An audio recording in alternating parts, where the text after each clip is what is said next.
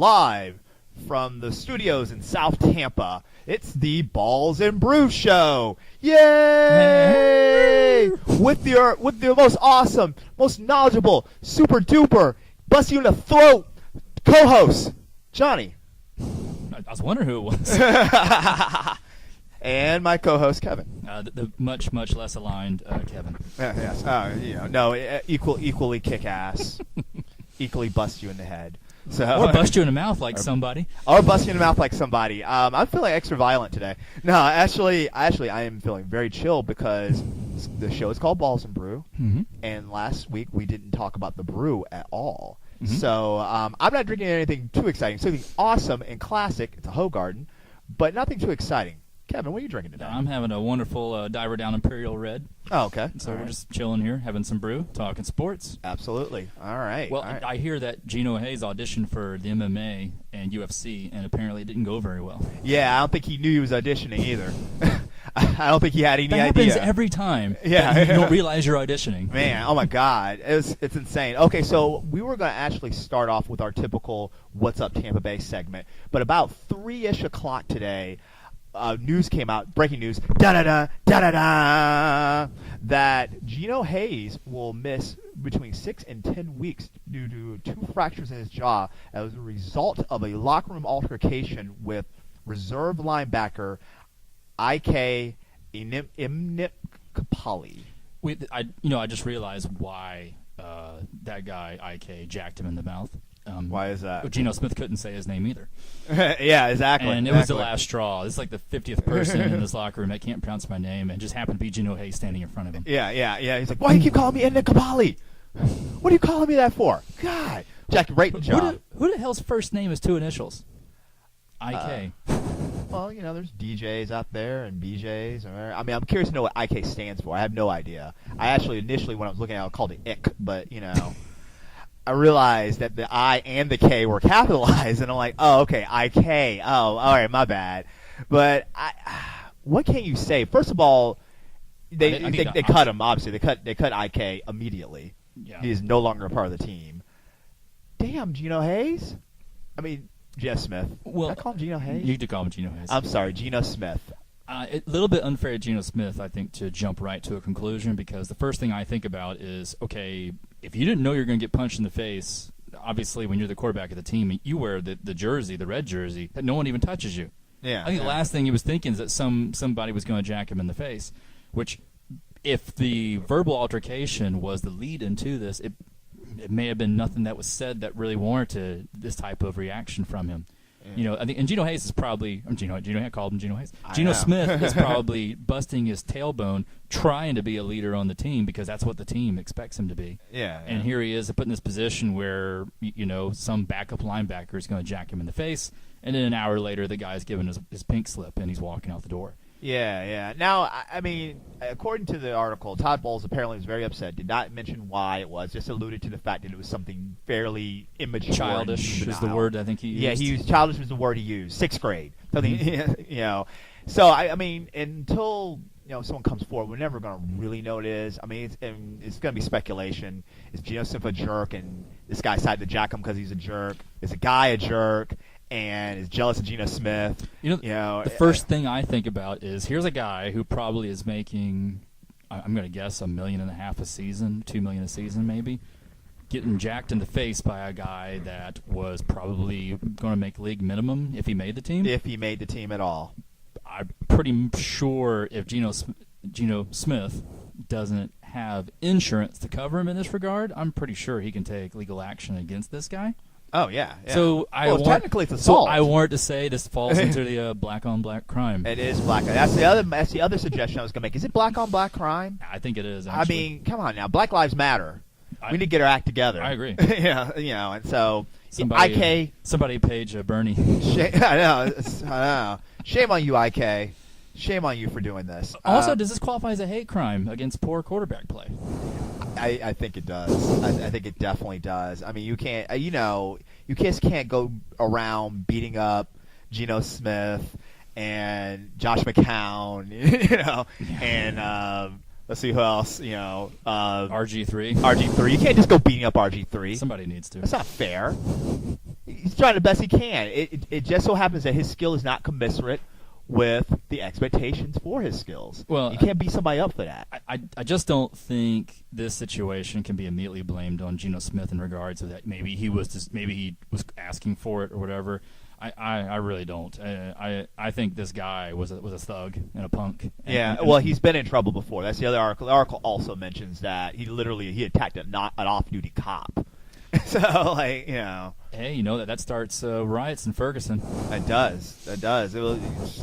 It starts getting your ass kicked a lot of places. So, Well, they mace the guy. I mean, they are pepper sprayed him. So, well, here's the thing that I'm thinking, though. To me, and I know Todd Bowles is trying to clean this up and straighten this up, but I think the Jets are a mess.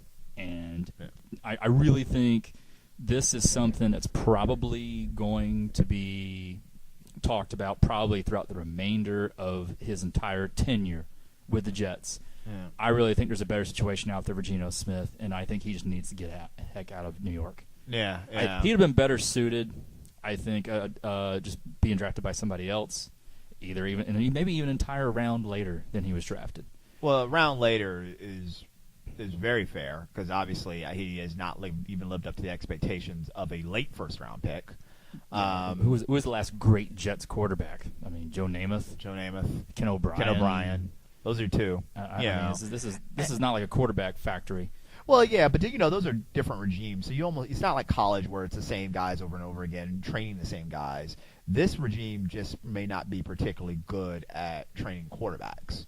Well, I mean, we got to leave the door open. Or picking them. We got to leave the door open for Todd Bowles for now, because this is obviously even a learning scenario for him.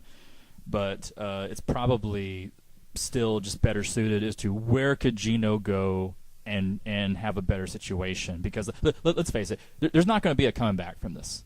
I really feel like what's going to happen is even when he finally recovers health-wise and he's able to go out and play, that I feel like his marker now from the fan base in New York is going to be this. It's going to be, you better play good or someone else is going to jack you in the face. He's never going to be able to get away from this. So I thought of places like Buffalo, Arizona, Chicago, possibly Philly, Washington, Houston. Philip Rivers' contract, he's playing his last year of a contract right now in San Diego. All of these places would be probably better situations than the crap show in New York. I would say those places are all better, but the thing is, wherever his next stop is, he's going as a backup. It wouldn't surprise me at all. I can't see it any other way. It wouldn't surprise me at all if he was to go to a place like Arizona and immediately become the starter. Well, they have Carson Palmer. Carson Palmer is ancient, and he's built a paper mache. I'm telling you that they need a quarterback to they can build on. And right now, Arizona needs a quality backup. And so and I never wish injury on anybody, but invariably Carson Palmer, who does have an injury history, when he does go down, you need a quality back. Now, I don't know if Geno Smith is even a quality backup, but he was probably an improvement on Ryan Lindley. I see him potentially as a 2016 starter on possibly all these teams except for maybe Chicago. Yeah, I actually don't see it with any of these teams. The only one that I see he can walk probably right in and compete for the job in Washington and maybe Buffalo. I think he would compete for the starting job for all the teams on this list. Again, Buffalo, Arizona, Chicago, Philly, Washington, Houston, and I'm saying next year San Diego if Philip Rivers is not re-signed.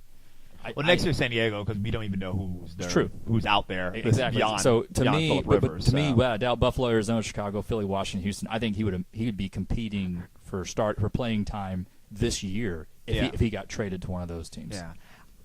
I don't know about that in my personal opinion, but that I do hear what you're saying. Like I said, I think that list is shorter, but I know we can both agree that he needs out. Jesus Christ, he's getting people scrub linebackers are jacking you in the face. Come on now. And here's the thing too, he's kind of been a punchline for a while now, and I don't think he's that bad of a quarterback. I thought he was actually pretty good at West Virginia. I thought he was fine at West Virginia. I think something's happening confidence-wise. To me, skills didn't diminish from I think pros to part of it is to college to pros. I mean, he's been in a crap show. I think Rex Ryan was out the door, maybe even 1 or 2 years before they finally did it. Maybe so. And to me, it just seems like he can get into a better situation anywhere else. Absolutely, absolutely. Well, let's talk about good news. Oh, let's hear it. There's some very good news. And it starts with the beginning of our What's Up Tampa Bay segment. Levante David got paid. He did, big time. He did get big time. He got paid 5-year, $50 million contract, and with a $25 million signing bonus. Just came out through yesterday. I think they may have done the press conference for it yesterday as well. He deserves it. He did. Nothing He has not bad I can jacked say one about Bucs that. quarterback in the face his entire career. He's been very respectful to the quarterbacks of the Buccaneers. He hasn't jacked Mike Glenn in the face, hasn't jacked Josh McCown in the face. Hasn't even though he didn't play with Josh Freeman, he didn't jack him in the face either, which is good. Yeah. And so that's good. Last year 146 tackles, 4 forced fumbles, All Pro year. Expectations are higher. That's always the other side of the coin. The expectations are higher, but I just think he's going to get it done. There's something about him. I don't see like that overhyped. Oh, I'm the man. I get the money now type thing. I feel like because he was a lower draft pick, that he's going to continue to work. And so I think he's one of the guys that you classify as he's actually a better pro than he was a college player, and he was a pretty dynamite college player. He was a really good college player too. Yeah. But obviously, some things just were not showing up either on film or at the combine with the list of people who were drafted ahead of him. Yeah. So when you go back to the 2012 draft, you've got the likes of Luke Kuechly taken in the first round. Obviously, he's justifiable. In that position. Although two guys that get compared quite a bit, actually. Yeah. And then I'm going to give you some more names, and I want you to tell me yes or no. I've heard of this guy, Melvin Ingram. Yes, he plays for San Diego now. Yeah, he was a first-round draft pick for San Diego. Yeah. Donta Hightower. Kansas City, maybe. He was an Alabama guy. For some reason, those Alabama guys don't seem to pan out, but you get. Rondo McClain's turning it around. Yeah. Nick Perry. Never heard of him. I heard Nick Perry. I don't know if he actually starts or not, though. I believe he's in Green Bay. Oh, okay. And then things start to go really, downward. Courtney Upshaw. Courtney Upshaw, I think, is another Alabama guy, but I have no idea where he plays. Michael Kendricks.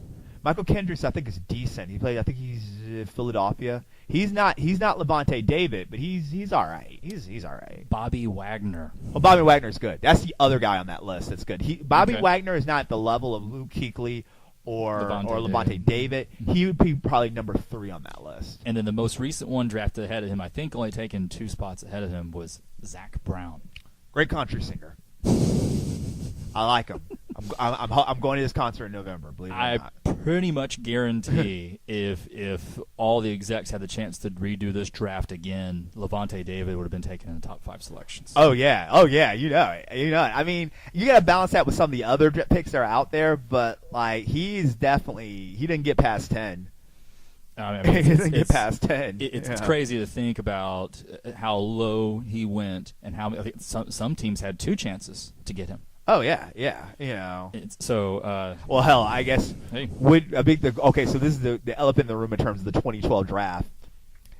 Does the Cleveland Browns take him over Trent Richardson? I don't know if Trent Richardson gets drafted, actually, if they redid this draft over again. Yeah. So, I would say without a doubt that happens. Yeah. Obviously, Justin Blackman doesn't get drafted at all. If that happens. No. Morris Claiborne may not even get drafted if this happens again. Well, the one thing that always Luke Kuechly gets compared to, Levante David a lot. Locally, Luke Kuechly was getting compared to Mark Barron. Because we had a chance at Luke Kuechly and messed up on it, and we blew it. And matter of fact, if you would take you back in the Wayback Machine to those days, people were talking. They were talking Claiborne. They're also talking Luke Kuechly. They're like, we have a need for Mark Barron was not even mentioned at all. That was a terrible Mark Dominic miss. That was a Mark Dominic miss. And you know what happens when you get those misses? ESPN hires you to become the justification I've read in the past was that Mark Barron was drafted to cover the tight end from New Orleans, Jimmy Graham. Graham. He was drafted to cover Jimmy Graham. That was why he was drafted on the team. That worked amazingly. Oh yeah, really so well. Yeah, so go on. Not every draft pick works out, but of course, the ones that miss in front of people who look like they're going to be potential Hall of Famers really, really get magnified, and rightfully so. Yeah. You cannot not take Luke Kuechly and have him turn into what he is when you decide to take Mark Barron to cover one player in the division who's not even there anymore. Who doesn't even play in the division anymore. He's not even there. So that's a miss. So yeah, so we gave you some good news. We gave you some bad news. We're going to give you some more good news and more bad news, more bad news in our next segment when we talk about the Bucks' now famous red campaign. This is Balls and Brew with Johnny and Kenny.